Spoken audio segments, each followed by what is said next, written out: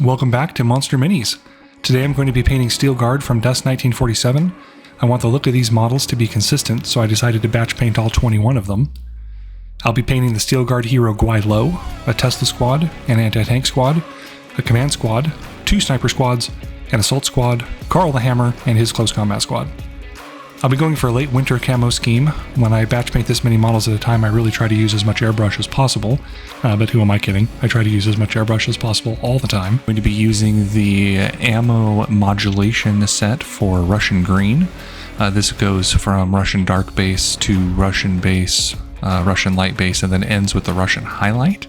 I really like how this performs, especially through the airbrush. So we're going to start with the dark base. I'm going to load this into the Iwata Eclipse, mix it up with a little airbrush flow improver, and then mix it up right in the pot. So we're shooting for maximum coverage. In this one, we want the entire model covered in this color, completely in that Russian dark green base, all nooks and crannies. It'll really make a big difference when we come back in with the highlight later on.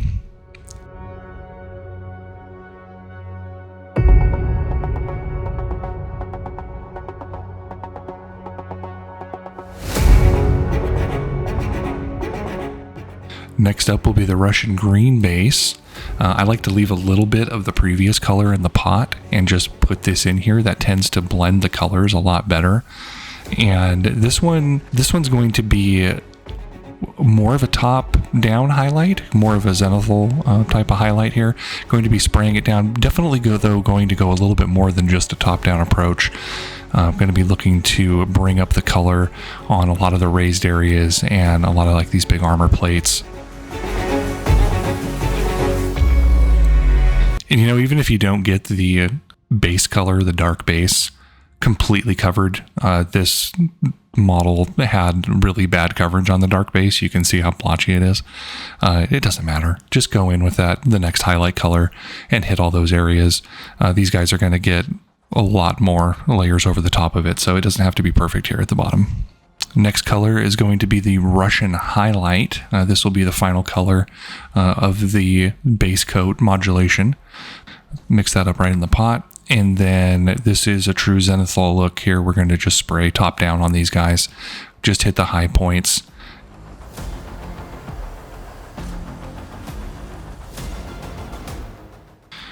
All right, so the goal of these guys is going to be a winter look. We're going to hit them with a winter wash. So to be able to do that, I'm going to use the ammo heavy chipping effects, and we're going to hit all these guys with the heavy chipping fluid, and then come back through after we whitewash them, and then wipe that away to show that nice worn kind of end of the winter whitewash chipped effect. I'm going to apply this with the airbrush. I'm going to do all 21 models at the same time rather than try to do them one at a time. And so just hit the turntable, spray them kind of from the top down. All right, for the winter wash color, we're going to be using the Field Gray highlight from Ammo. This one's a little cold than I liked as the base color, so I wanted to warm it up a little bit since these are going to be green underneath, and we're going to do that with the light sand. So go again here with the first color. You can see how cold it is as it goes into the pot, and then since this is a base color, we're not doing anything really specific, so we're going to come back in with the warm sand, a little flow improver, and then mix that up right in the pot. And I was really happy with the color that we came out here. This was exactly what I was looking for, kind of a warmer winter wash white.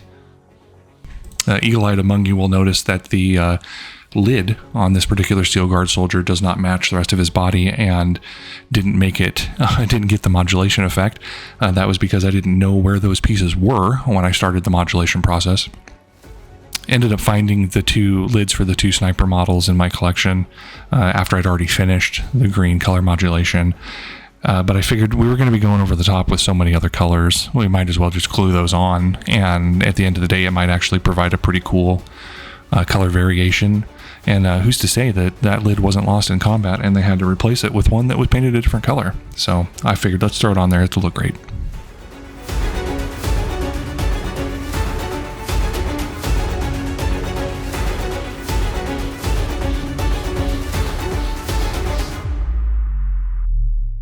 All right, right, so ammo heavy chipping fluid comes off with water and a brush. You can certainly take it off with toothpicks or anything else like that, but for these guys, I was looking for a really natural worn look where the winter wash would have naturally worn off this armor. This is definitely a late winter, going to be a late winter look for these guys when they're all done. So just going in here with a lot of water and just trying to wipe this off the raised areas and wipe it off areas where I thought that there would have been a lot of wear on that individual model. So like on the knees and then around that front armor plate and on the lid where they would have been climbing in and out. Taking the paint off with heavy chipping fluid in this technique really is more of an art than a science. I always think about what Bob Ross would said, where he would say, let the canvas take what it wants. I think that that's really true for using the heavy chipping fluid. Just get the water on it, start to rub it with the brush and see what comes off. It'll give you what it wants. It just came off in the areas where it made sense. It just came off these raised areas, came off the edges, and I really liked how this turned out.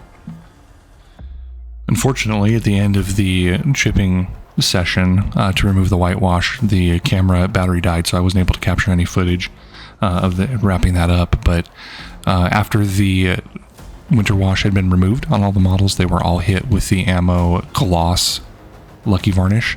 I really like going in there with the gloss after that. It provides a really nice hard surface that locks in all of that really delicate airbrush work.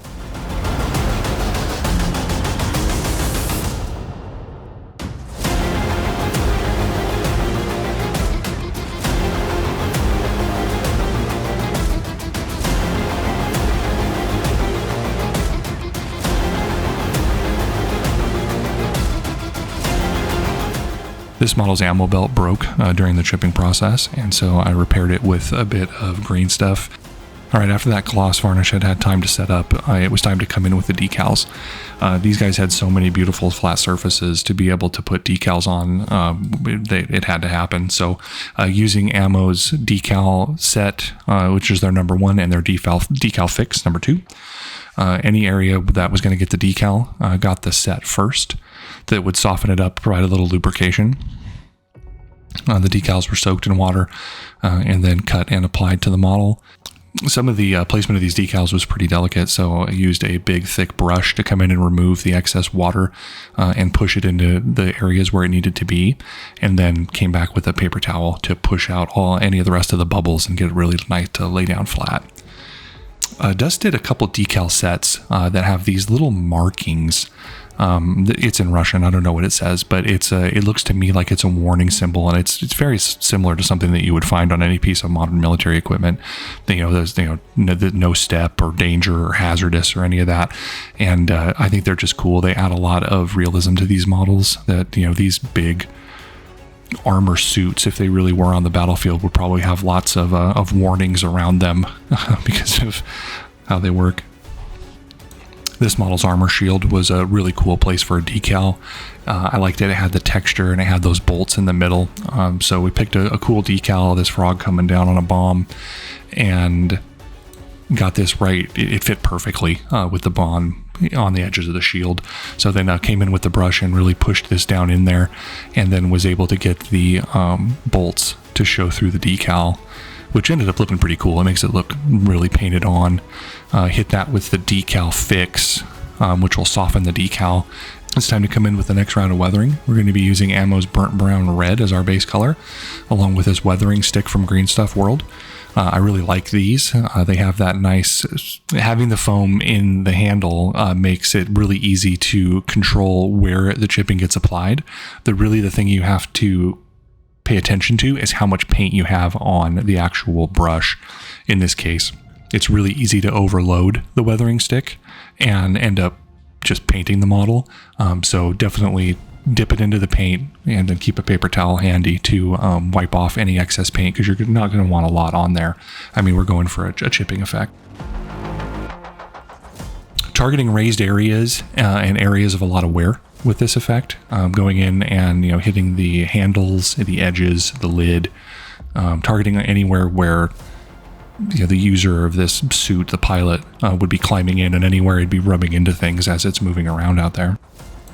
This color that I'm laying in here with the weathering stick is going to be the base color for the next effect. These steel guard suits are really cool, and in my head, the Soviets only made so many of them, and I felt like going a little extra with the weathering was the right answer, because these things are tough. They're going to see a lot of combat, and their pilots are going to be in and out of them a lot.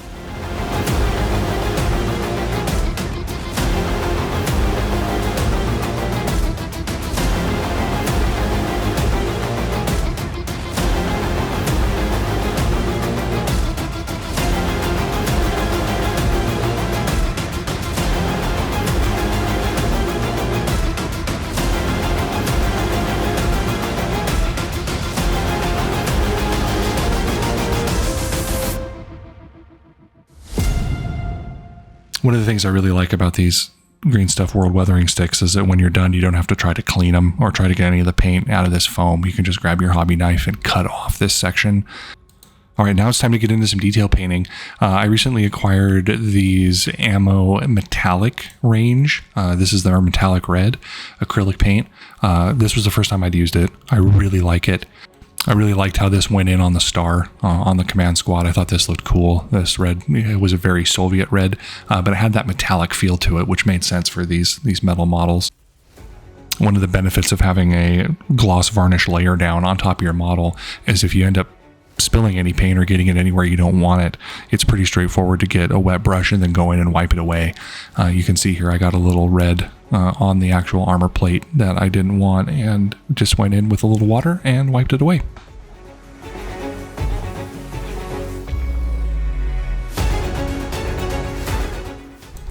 Next color we're going to go with in the Ammo metal range is metallic orange. This is going to be used on the RPGs.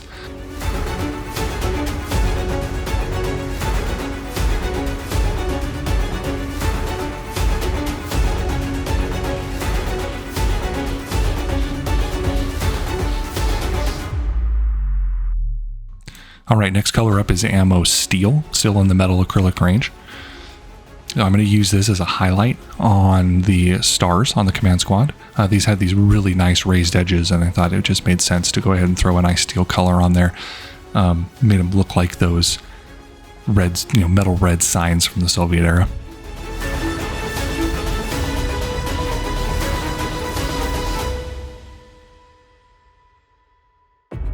All right, next up, it's going to be time to paint all their weaponry. I really like just painting any of these weapons in black. Just give them a matte black. Just load it up, get it in all the crevices, get it totally black, and then come back in. We'll see this in the next step. Come back in and dry brush the gunmetal over the top of it.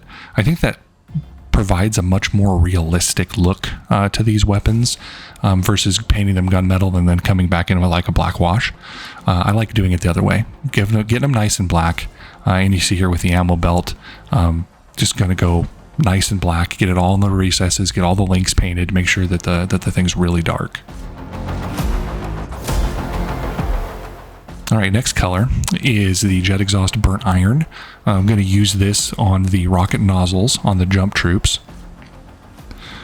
I really liked how this color worked. For these, it looked like they had been used.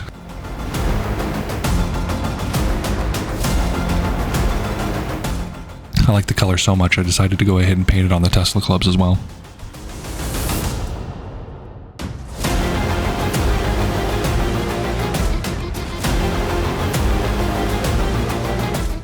All right, look for the color name here. This is an Ammo Yellow.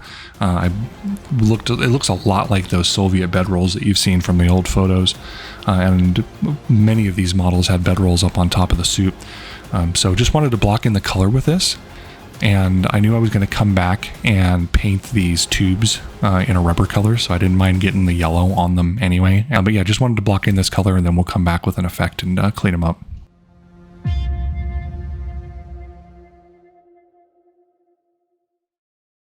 All right, now we're going to use Tamiya's Rubber Black, XF85. This is my favorite rubber black color that I've used. When it dries, it really does look like a rubber hose. These guys had lots of rubber hoses around them on their legs, their arms. This model had a big rubber hose running to the flamer. It took 2 coats to get the real rubber look that I was looking for on these, but with 2 coats of it, it looked great.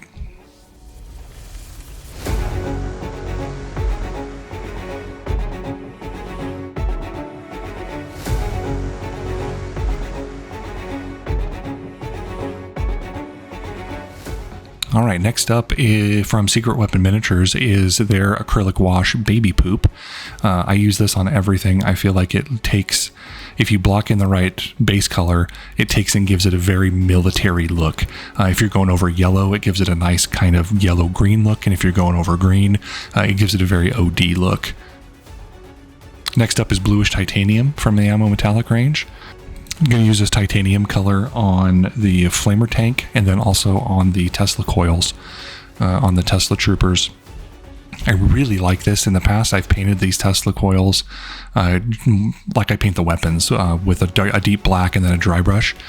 I really liked how this titanium looked. It really was a nice crisp metal color.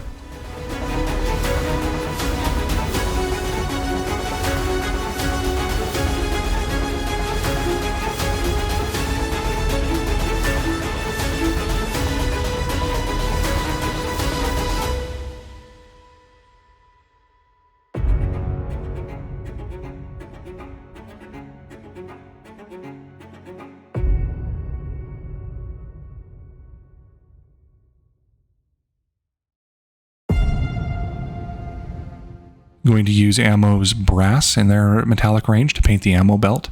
Now that the black has had a chance to dry, I'm going to dry brush this on.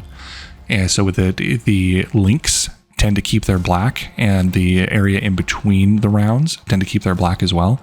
And then coming over with the steel and dry brushing the tips of the rounds so that they'll also keep a little bit of that black underneath color. I didn't want to paint all of it in between the rounds, but just really hit the tips for highlights.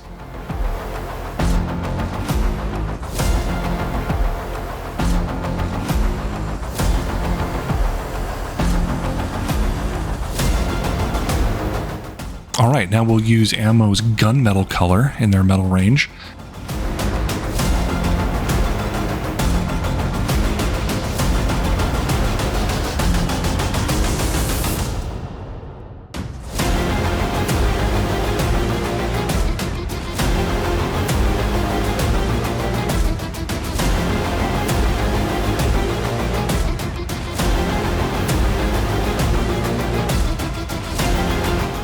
All right, now we're going to be using silver from Ammo's metal range. This is just going to be a base color on the optics, on the sniper rifles and on the RPG launchers. Then once that dries, we'll come back in and finish the effect.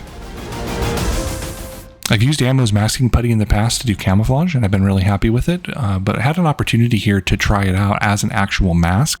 2 of the Steel Guard sniper models have exposed pilots that do not have lids on their armor suits, and they don't come out of there. So I wasn't really sure how I was going to paint them when I got started.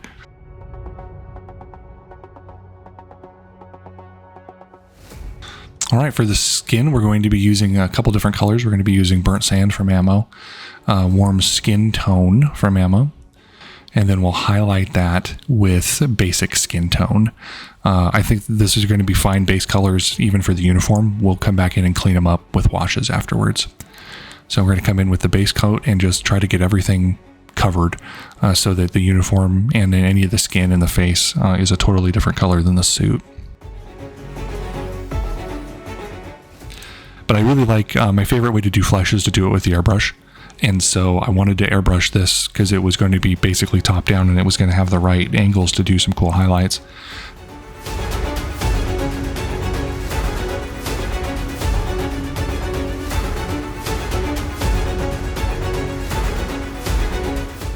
Masking putty peeled out of there just fine. Just had to pick it out of there with a toothpick to get all the bits and pieces. I'm going to be using Secret Weapon Miniatures Flesh Wash. It's their acrylic wash to go in, and I really like the flesh wash on flesh, especially after it's been highlighted with the airbrush. I think it goes and sits in the eye sockets and the nooks and crannies and really provides a lot of depth. Then we're going to come in with the Secret Weapon Miniatures Green Wash to hit the hat and the uniform.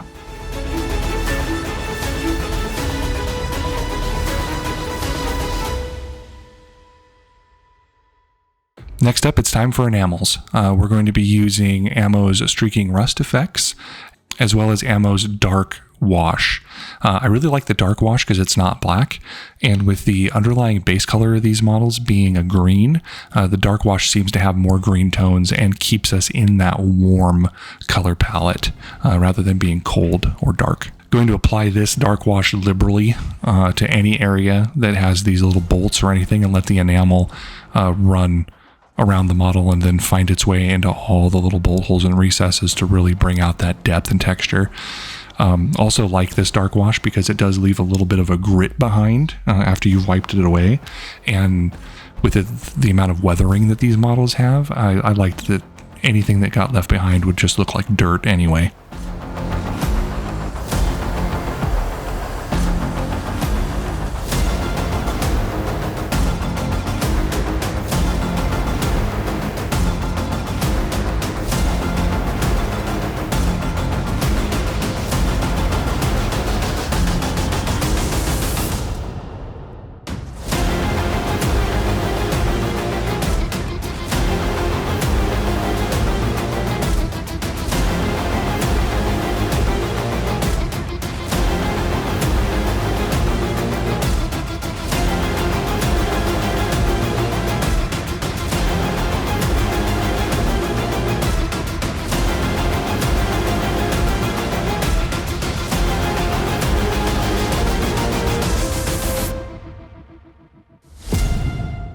I'm going to be using Ammo's Metallic Red to paint in some of these highlight colors on the Tesla coils. In the past, I would really like to get the airbrush out and go for a nice OSL effect on any of these glowing pieces, but I really felt like that was going to be a little bit of overkill for this, considering how weathered, nasty these models were in the scene kind of that they were going to be in. So rather than going with an airbrush OSL effect, I just went in here and painted a little bit of this red into all of these notches and recesses. And if a little bit of it got outside on the titanium color, that was okay, because I was going to come back in and wipe it away with a wet brush anyway. And that ended up providing a kind of a cool little glow effect. Next rust color we're going to use is the light rust enamel wash from Ammo. I really like using both of these together and then just mixing and matching kind of whatever looks good. Using the previously applied brown with the weathering stick as a template for where to put this stuff. So basically just going to all of these brown areas, picking the rust color, and then laying it in on top of all of the previously applied. Don't be afraid to go a little heavy with this. Well, I'll just throw it on here and then come back and clean it up with odorless thinner.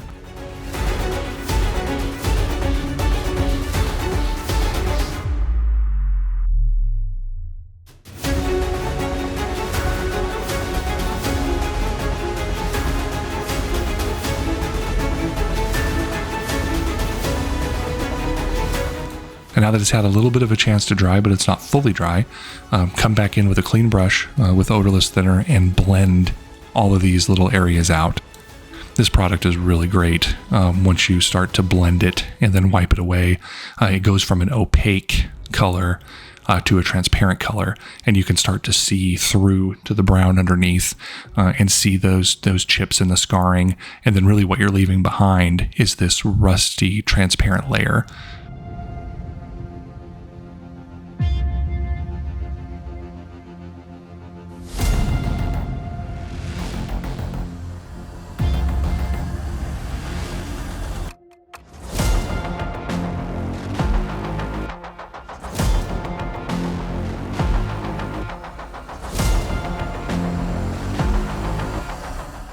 Going to be using Citadel's Technical Paint Soulstone Blue. That Citadel Technical Paint is pretty cool because you can change its effect based upon the color you put underneath of it. In this case, the silver and the blue gives you a little bit of a lens effect. Going to be using Ammo's Base Red for the bases of the models. And also using the masking putty around the legs to make sure we don't get any overspray on them. I really like painting the edges of the base with the airbrush. I think it provides a much more unified layer. Any Soviet models in my dust collection get their bases red.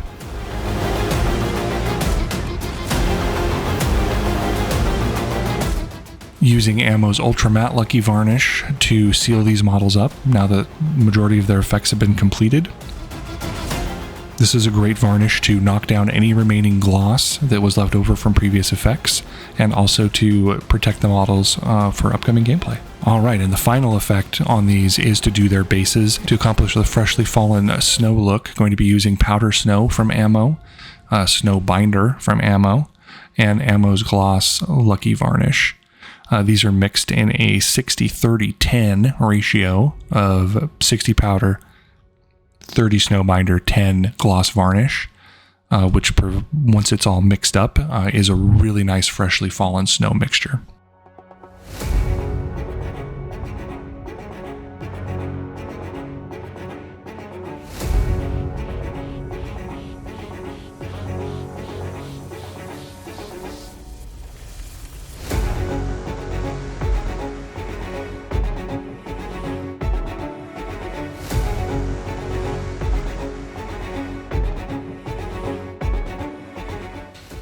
Once it's nice and goopy and runs off the spatula, it's ready to be applied. I like to just apply it with a paintbrush. That way you can push it around and get it wherever it needs to go. I was perfectly happy putting a little bit of it on the feet of the models because I figured if it was freshly fallen, they'd probably be standing in it.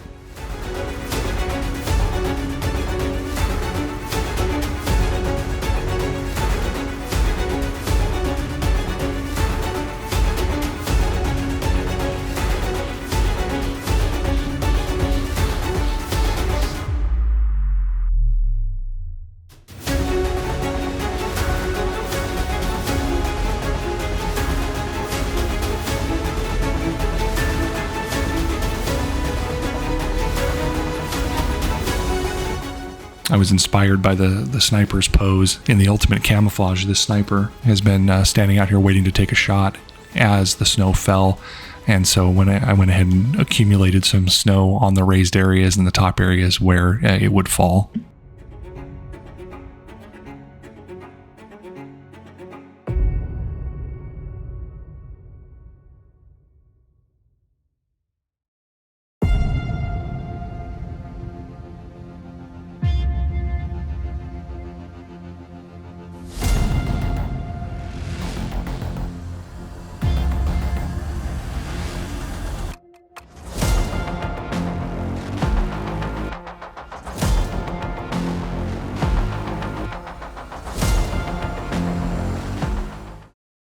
I really enjoyed working on these guys. There was a good mix of products and techniques to get them to this point. And here are the finished models.